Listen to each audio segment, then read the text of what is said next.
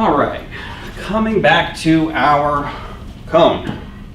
What we're going to do here in order to create, hey, look at that, parabolas. Now we've seen those already, but we've seen them in an algebraic form. Well, now we're going to do the geometry version. So taking that cone, and now what we want to do is we want to slice through this cone. We do not want to pass through the tip of the cone, but we do want to actually have our slice extending down our cone. So we're going to have our slice extending down the cone, but away from the tippy top of that. And what we would come up with is that parabola shape in that sort of dissection.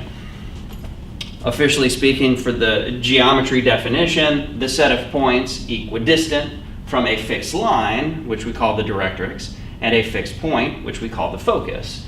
So what I'm trying to illustrate here in the drawing is here's our focus, here's our directrix. Now what's going to happen is that when we talk about this distance from the directrix, it's always going to be this perpendicular. It's never going to be slanty style.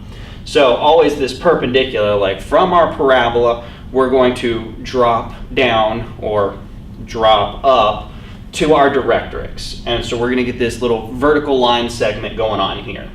And that vertical line segment is going to match up with the distance that we have from our focus. So we can kind of try to trace that out, and we say, like, all right, this is going to be the same distance.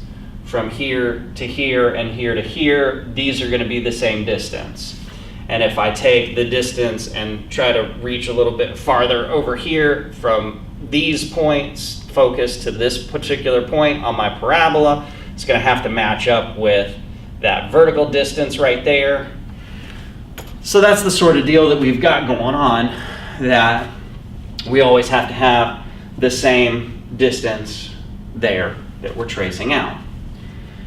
Now what that means for us, because we're not being limited by functions any longer, this definition doesn't limit us to parabolas that can only open upward or downward. It allows us to have parabolas that open to the left or open to the right, which means that we now have to talk about and take into account two different scenarios of what's happening. Now, as much as possible, we want to look for common elements to these so that we don't necessarily have to remember two full sets of information about how everything is working together. So if we look at this list of things over here on the left-hand side, a parabola that opens up or down is one that we're much more used to. So if we take a slight twist to what we have already seen, what we've already seen is more of a y equals x squared sort of feel. We're just going to tweak that a little bit to account for this geometry definition. And instead of having the y by itself, we're going to have the x squared by itself. And so the y can have a number out in front, and that number is going to actually influence the focus and the directrix that we're going to be looking for. So first of all, with this most basic version of the parabola, as we can still see in this drawing, the vertex that we're going to have, whether we open up or open down, the vertex is going to be the origin. So that's at least fixed for the moment as a particularly nice point.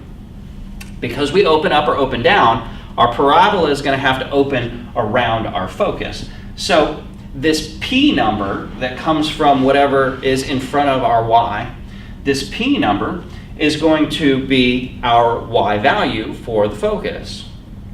The directrix is also going to have to be a y value. So even though it's a line, it's going to be a horizontal line. So it's a y value as well. And notice there, the y value instead of the regular p is negative p. Depending on what p is, obviously, is going to control whether we open up or open down, whether our parabola is going to wrap around a focus that's above the x-axis or below it, a directrix that's below the x-axis or above it. And so if that p is a positive number, we would open up. If p is a negative number, we would open down. And a lot of that stuff, again, is matching up with what we're already aware of in terms of parabolas. So throwing in the focus and the vertex really just is the extra geometry stuff that we would need, according to that geometry definition, about equidistant from a fixed point and a fixed line. So that gives us something to work from there. And then we would want to say, okay, since we are now able to open to the left or to the right, what kind of common elements are there between the new version of parabolas and this old version of parabolas with the little extra focus and directrix business? Well, let's look at the equation to start out with. Instead of an x squared, we have a y squared, and instead of a plain old y, we have a plain old x. So our x's and y's have essentially flip-flopped.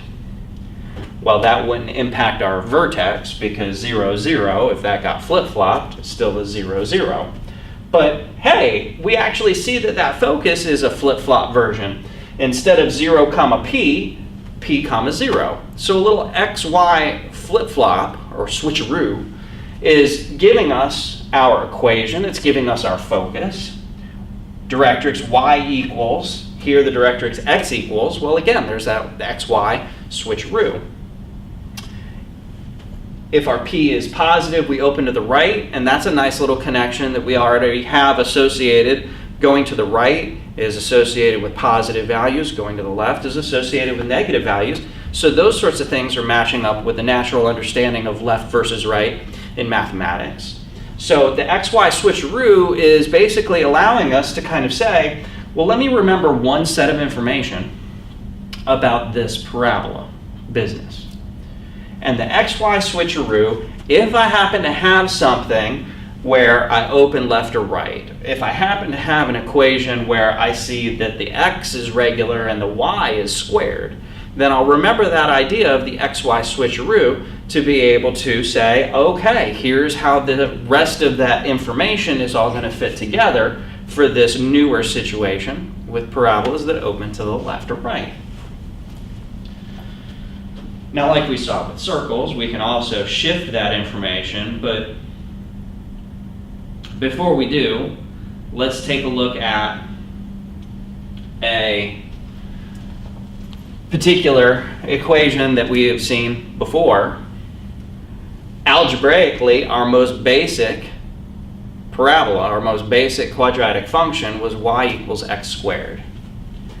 Now, the standard form, when we have the x squared, we like it by itself, and that means that we would have this 4p in front of our y. So we want to match things up. So x squared, the 4p y matches up with the y, which would mean that 4p is equal to that invisible 1 that's in front of our y. And if 4p is equal to 1, that means p is equal to 1/4. Our vertex, as we already knew, is that 0, 0, origin. The focus is going to be 0 comma p, which we now know specifically is 1/4. The directrix, y equals negative p, which we now know is specifically y equals negative 1/4. And based on the fact that p is positive, this is going to open up. But again, we knew that already. Our most basic version of the parabola, y equals x squared, we know already opens up. So this gives us a little bit more of that connection there between the algebra and the geometry. This is the focus that we would be talking about in working with that geometry definition. This is the directrix that we would be talking about in terms of working with that geometry definition. Let's do something similar for this next example before we worry about shifting things away from that basic sort of format. So, find the basic characteristics of the equation x plus 1/5 y squared equals 0. Because the y squared this time, well, because the y is the squared thing this time, that means that the generic equation we want is going to be y squared equals 4px. Now, if we rearrange our equation so that we get the y squared by itself, we would have the specific equation y squared equals negative 5x. Now, again, matching things up. Y squared, 4px, negative 5x. Well, what that would mean is that the 4p is going to have to equal the negative 5. And that would mean that p is equal to negative 5/4. Our basic characteristics are the focus, the vertex, the focus, and the directrix. The vertex, again, because we haven't shifted things at all, is the origin. Boom. Done. The focus, well, for parabolas that open up and open down, we would have 0, p. Because this is switched around, we would have to do our switcheroo, so the p is going to come first and the 0 is going to come second. And we know that the p is a negative 5/4. The directrix originally would have been a y equals. Because of the switcheroo, that means our directrix is going to be an x equals. And if our directrix is an x equals, it's going to have to be the opposite of our focus number. Our p needs to be opposite. So that would mean x is equal to a positive 5/4. And when the p value is negative, well, again, since this is not the open up, open down version, this is the open left, open right version. When p is negative, positive, negative, p is negative, our parabola is going to have to open to the left. So, quick little comment there about which way that's opening, so that we can give even a little bit more. Maybe we could still consider that a basic characteristic, but not quite as technical in appearance as the vertex, the focus, and the directrix are. So, an example of each of those different kinds, and you see how that switcheroo is providing us with a little bit of a quick way of associating one version of the parabola that we can remember without having to remember a completely separate second list of information. Now,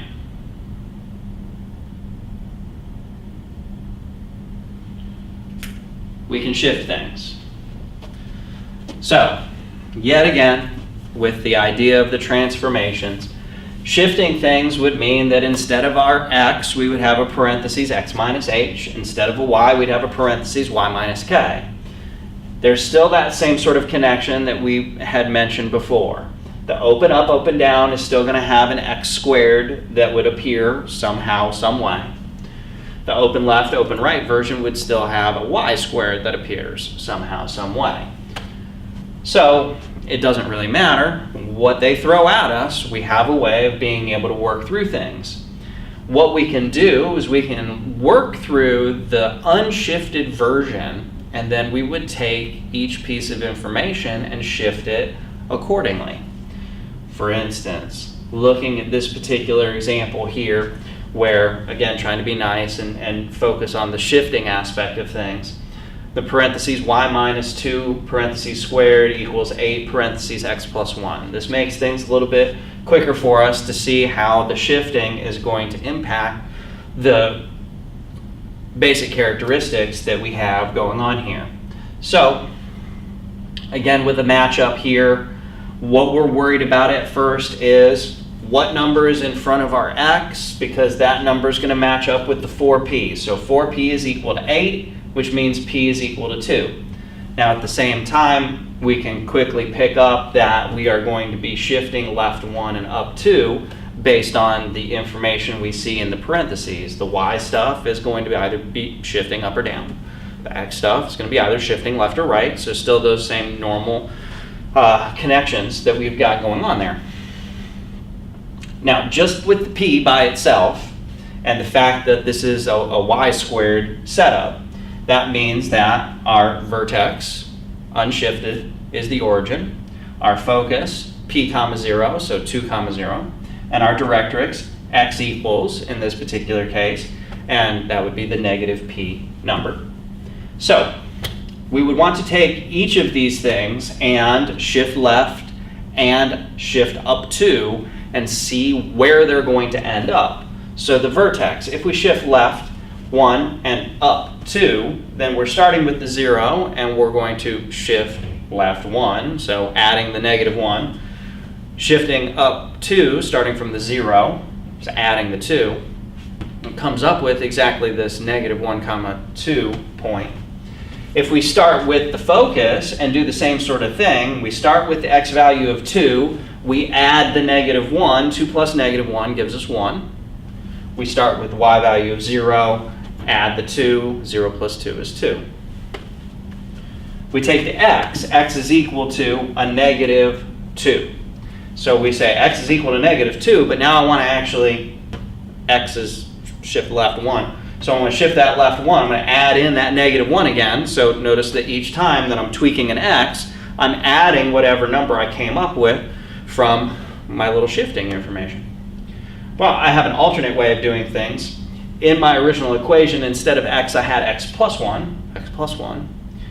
That would have to equal that -p number, so -2.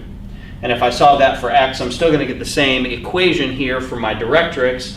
X is equal to -3, still the same number that we would be coming up with here. We're going to see another example of this in just another moment. There's another characteristic that we hadn't listed before that is something worth mentioning, because depending on what it is we might be doing with parabolas, this is something we might need. In Latin, lattice rectum. This is what we've got going on here. If we take our parabola and we pass through the I think that I've got that labeled wrong. We wanted the line segment through the focus that is going to be parallel to the, wonder how many times I've managed to get that messed up. Passing through the focus, there we go. I need to be parallel to the directrix. So again, the easiest situation, parabolas that open up. If I locate that focus and then go parallel, I'm going to have a line segment from one side of my parabola to the other that passes through that focus there in the middle. The line segment itself is called the lattice rectum. The distance, or the length of that particular line segment, is something that I might want to be aware of. That's called the focal diameter. Look at there, 4p in absolute value, because this is supposed to be a length, and length is positive, or length is 0, but length is certainly not negative. So yeah, I'm going to slap that in absolute value to catch all.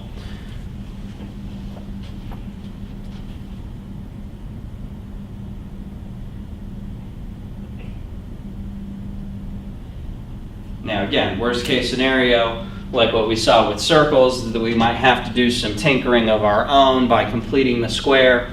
And depending on what it is that we see in our original equation, kind of has an impact on how we are going to want to try to accomplish our completing the square. So when we look at this original equation, y equals -2x squared minus 12x plus 3.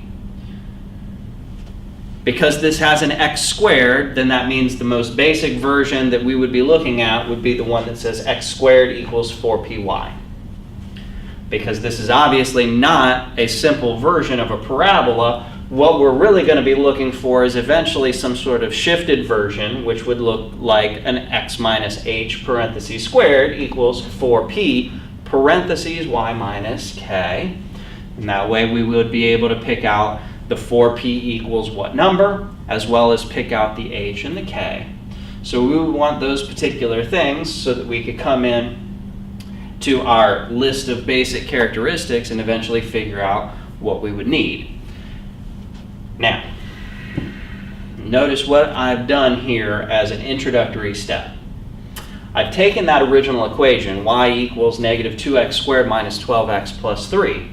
And what I've done, since I want to focus on the x squared stuff, I've gotten the x squared and the x stuff all by themselves, and to boot, I don't have any extra number out in front of my x squared. I just have a regular old x squared. So everything else got moved to the other side. So the plus 3 had to get moved, and the -2 that was originally in front of my x squared had to get moved. that allows me to look at this x squared plus 6x part and do my completing the square with a little bit less aggravation as I proceed through my steps. And again, the other advantage here is that I'm keeping things as much like completing the square in the past. So, positive 3 is coming out of that. The positive 3 gets squared, and we would get a 9. The 9 would have to be added on both the left and right hand sides. And what that allows us to have on the left-hand side is automatically a parentheses x followed by that blue plus 3, parentheses squared. So there's the first little part of what I've got showing up. Now I would need to tinker around with the rest of this. And what I would have showing up here, excuse me, is that if I take the 3 over 2 plus the 9 over 2, I'm going to come up with 21 over 2.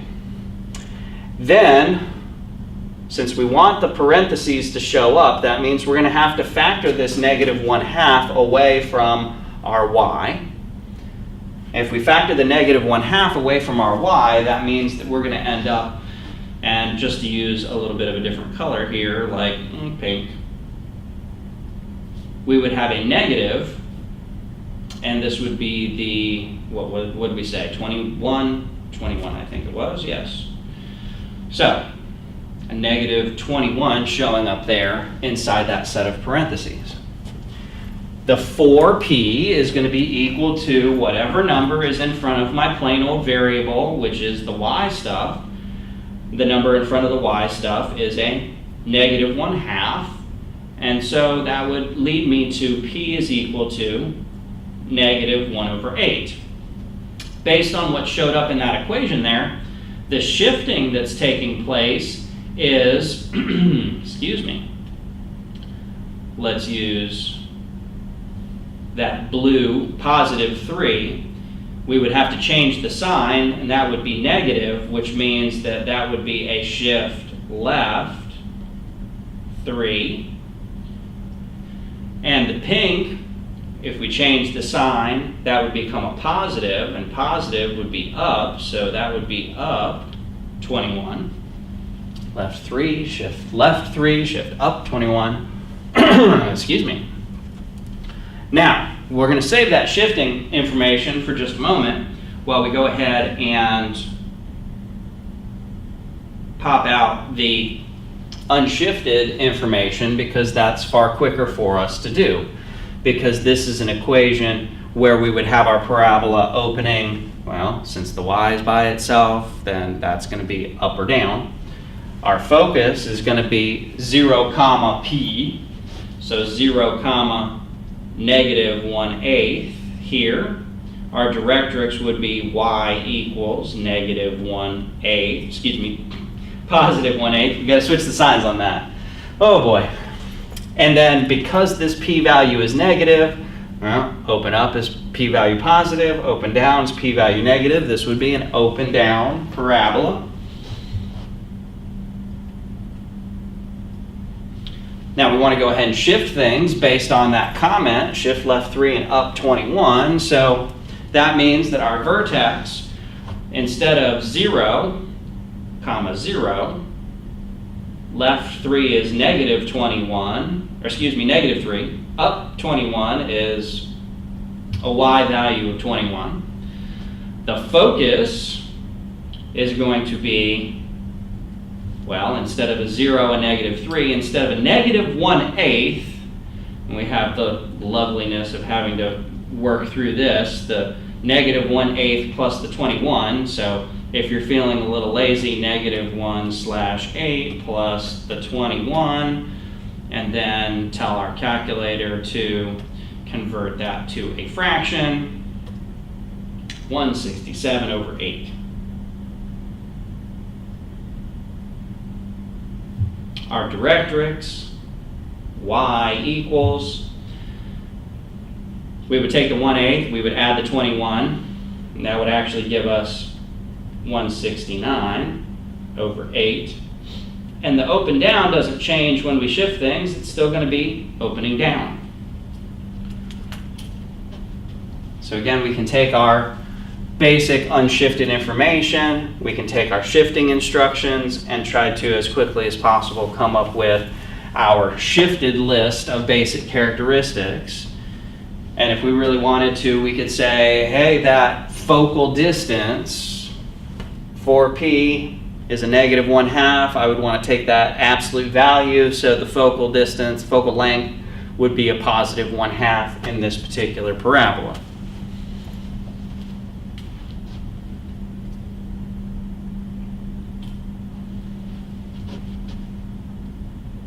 This is something that is not affected by the shifting that we do. That focal diameter is going to still be the same. That focal length is still going to be the same. So pick that parabola up, shift it left 3, up 21. That's not going to actually change the distance from side to side across that parabola that passes through the focus. So that's not changing. So a little of the XY switcheroo, helping us be able to take care of any of the parabolas that open left or open to the right. We can remember the open up, open down, because that's a little bit more natural to us at this stage. And basically remembering the focus and the directrix. Throw in there that focal diameter occasionally as well, but remember that focus and that directrix. And if we need to change to a parabola that opens either left or right, we can do that. If we need to shift things, we can do that. And there we've got a nice sort of progression of working through the information that we would need without jamming ourselves up too awfully much.